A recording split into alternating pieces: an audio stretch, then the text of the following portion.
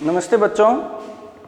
शहीद भवानी सिंह चौहान राजकीय उच्च माध्यमिक विद्यालय की इस हिंदी विषय की ऑनलाइन कक्षा में आपका हार्दिक स्वागत, अभिनंदन। अभी अपना तुलसीदास का चैप्टर चल रहा है। उसी कड़ी में आज हम जो पढ़ेंगे वो तुलसीदास की रचना गीतावली से लिया गया ये पद्यांश है। इसमें माता कौशल्या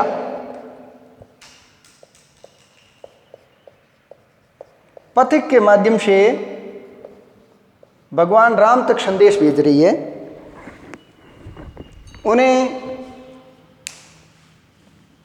वनवास मिला था तो वापस घर आकर के उनके पालन पोषण किए हुए घोड़ों की सार संभाल करने के लिए कह रही है और फिर पुनः वनगमन करने की बात कही जा रही है। यहाँ माता कौशल्या के हृदय की मार्मिक पीड़ा अभिव्यक्त हुई है। साथ ही साथ पशुओं के प्रति करुणा का भाव भी अभिव्यक्त हुआ है। इसमें कहा गया है, राघो एक बार फिर आवो।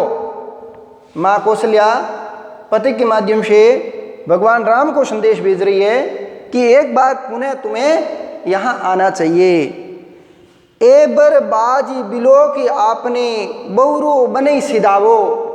एक बार बरबाजी यानी श्रेष्ठ घोड़ों को बिलो की यानी देखकर आपने बहुरो बने सिदाओ, फिर आप वापस वनगमन करो। एक बार आओ और इन जो श्रेष्ठ घोड़े तुमने पाल रखे हैं उनकी सार संभाल करो। यानी घोड़ों के प्रति किस प्रकार का भाव माँ कौशल्या के हृदय में है, यानी ये पशु प्रेम को अभिव्यक्त कर रहा है।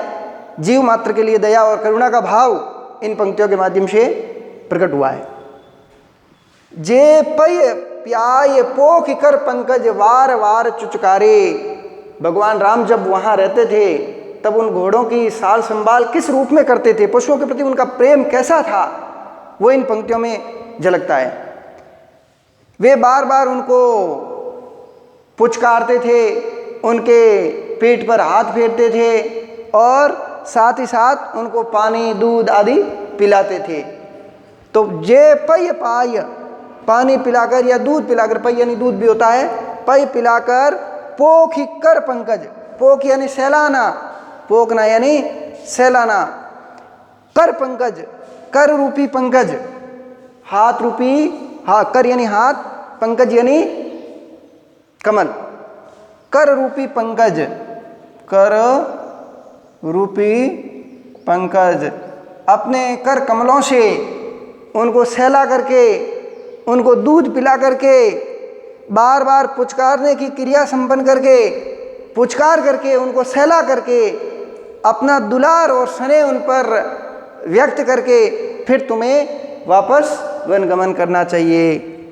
क्यों जीव ही मेरे राम लाडले, हे मेरे लाडले राम, ये तुम्हारे बिना कैसे जीवित रहेंगे, कैसे जीवित रह सकते हैं।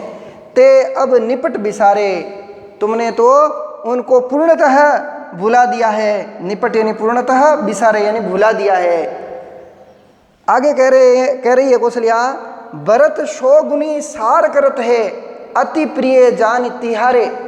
हालांकि भरत इन घोड़ों की तुमसे 100 गुनी सार संभाल कर रहे हैं क्योंकि ये घोड़े तुम्हारे अति प्रिय है। ऐसा जान करके, हालांकि घोड़ों के देखभाल में, पालन पोषण में, पानी चारे के रूप में किसी प्रकार की इनकी कमी नहीं है, लेकिन फिर भी तुम्हारी आवश्यकता है कि इन घोड़ों पर अपना एक बार प्यार उड़ेल करके जाओ।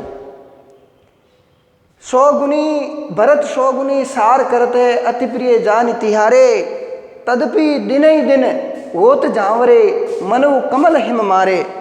फिर भी, तदपि यानी फिर भी, दिन ही दिन होत जावरे, ये घोड़े हैं वो दिनों दिन दुर्बल होते जा रहे हैं। क्योंकि जब तुम यहाँ थे तब उन्हें कितना प्यार और स्नेह तुम्हारा मिलता था और अब वो प्यार और स्नेह नहीं मिलता है। हालांकि इनको चारे पाने की आवश्यकता की कमी महसूस नहीं होती है क्योंकि भरत उनकी खूब सार संभाल करते हैं, फिर भी तुम्हारे प्यार और स्नेह की वजह से, कमी की वजह से वो निरंतर दुर्बल होते जा रहे हैं। मनऊ कमल हिम मारे, और वो किस प्रकार दुर्बल होते जा रहे हैं। ऐसा लग रहा है कि कमल का पुष्प जब उस पर हिम वर्षा होती है, बर्फ गिरता है, या फिर कह सकते हैं पाला गिरता है, तो वह कमल मुरझा जाता है। ठीक वैसे ही ये जो घोड़े हैं वो भी तुम्हारे प्यार और स्नेह की कमी की वजह से ये घोड़े भी उस कमल की भांति मुरझाते जा रहे हैं। ऐसा लग रहा है मानो कमल हिमताप से मुरझा रहा हो। इससे इन पंक्तियों में मनऊ शब्द आया है, जो कि उत्प्रेक्ष अलंकार का वाचक शब्द होता है।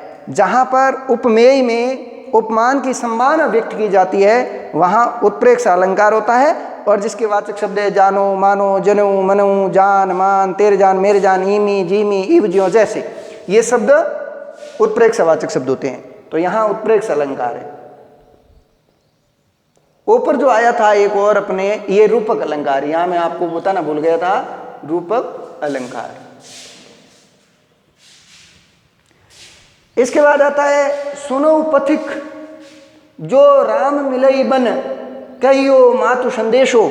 आगे पथिक को संबोधित करते हुए माँ कौशल्या कहती है कि यदि राम तुम्हें कहीं रास्ते में मिलते हैं तो उनकी माँ का अर्थात कौशल्या का संदेश सुनाना। तुलसी मोही और सब इनते इनको बड़ो अंदेशो। तुलसीदास जी कह रहे हैं कि मुझे और सब लोगों की के अलावा भी इनको बड़ो अंदेशो, इनकी मुझे बड़ी चिंता है, इनका मुझे ज़्यादा अंदेशा है।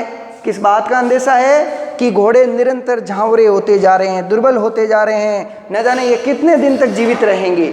इनकी चिंता ज़्यादा माँ कौशल्या को सता रही है। ऐसा तुलसीदास जी अपनी गीतावली के इस पद में लिख रहे हैं।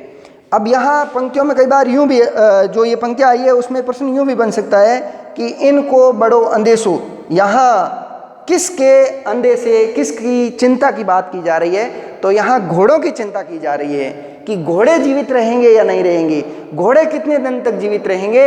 हे भगवान, हे राम, तुम्हारे स्नेह के कारण, स्नेह की कमी की वजह से, तुम्हारी कमी की वजह से तुम यहाँ नहीं हैं, इस वजह से ये घोड़े निरंतर दुर्बल होते जा रहे हैं। यहाँ भगवान राम का पशु प्रेम अभिव्यक्त हुआ है, पशुओं के प्रति दया और करुणा का भाव अभिव्यक्त हुआ है। साथ ही साथ माँ कौशल्या के हृदय की जो चिंता है वो तुलसीदास जी ने एक पथिक के माध्यम से भगवान राम तक पहुँचाने की कोशिश की है। एक बार पुनः आपको यहाँ जो अलंकार आए हैं वो बता देता हूँ। कर पंकज में कर रूपी पंकज रूपक अलंकार है, और मनव कमल हिम मारे इसमें उत्प्रेक्ष अलंकार है। अब थोड़े शब्दार्थों की ओर ध्यान देंगे। बहुरो यानी पुनः, पय यानी दूध, चुचकारे यानी पुचकारने की क्रिया, झांवरे यानी दुर्बल, पथिक यानी राहगीर, बर यानी श्रेष्ठ, बाजी यानी घोड़े, बाजी यानी घोड़ा, निपट यानी पूर्णतः, पोख यानी सहलाना, सार यानी सार संभाल करना, अंदेशो यानी अंदेशा या फिर चिंता। अभी आप ये अच्छे ढंग से समझने का प्रयास आपने किया होगा। एक बार पुनः वीडियो को देख करके और समझने का प्रयास करेंगे, और पद्यांश में आए अलंकारों के बारे में भी आप एक बार और समझने की कोशिश करेंगे। उत्प्रेक्ष अलंकार की मैं परिभाषा बता चुका हूँ, उसके वाचक शब्द बता चुका हूँ। रूपक अलंकार आया है तो जहाँ उपमेय में उपमान का अभेद आरोप किया जाता है। एक बार पुनः बोल रहा हूँ, जहाँ उपमेय में उपमान का अभेद आरोप किया जाता है वहाँ रूपक अलंकार होता है और रूपी शब्द प्रयुक्त होता है। जैसे कर रूपी पंकज, कर रूपी पंकज, तो यहाँ बच्चों कर शब्द तो क्या है? उपमेय है, और पंकज शब्द उपमान है। तो उपमान का उपमेय में अभेद आरोप होता है, वहाँ रूपक अलंकार होता है। इसके बाद इस पाठ के जो गृहकार्य के रूप में आप सवाल करेंगे, काम करेंगे, वो दो प्रश्न, दो क्या तीनों ही प्रश्न पिछले जो अपने दो वीडियो आए हैं उन वीडियो में जो हमने विषय वस्तु पढ़ी है उसी पर आधारित ये प्रश्नोत्तर हैं। उनको आप अपनी उत्तर पुस्तिका जो हिंदी साहित्य की है उसमें करके वापस ग्रुप में या व्हाट्सएप पे मुझे भेज देंगे। पहला प्रश्न है, हारे वो खेल जितावई मोही, भरत के इस कथन का क्या आशय है? जैसा कि हम पहले सीख चुके हैं। मैं जानू निज नाथ शुभाऊ, में राम के स्वभाव की किन विशेषताओं की ओर संकेत किया गया है? सरल सा प्रश्न है, निश्चित तौर पर आप समझ गए होंगे और आप लिखेंगे। फरे की कोदऊ बाल सुशाली, मुक्ता प्रसव की सम्मुख काली, पंक्ति में छिपे भाव एवं कला पक्ष को स्पष्ट कीजिए। इसमें कला पक्ष और भाव पक्ष दोनों बताने हैं। भाव पक्ष में उसका भावार्थ बताना होता है, कला पक्ष में उसमें अपने कोई भी छंद है, कोई अलंकार आया है, उस काव्य की भाषा है, उस काव्य की शैली है, और अन्य प्रकार की जो काव्य शास्त्र से संबंधित बातें होती है उसको बताना होता है।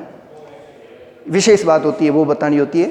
तो ये तीनों प्रश्न आप करके उत्तर पुस्तिका में करने के बाद मुझे व्हाट्सएप पे भेजेंगे ताकि उसका हम रिकॉर्ड रख सकें। धन्यवाद।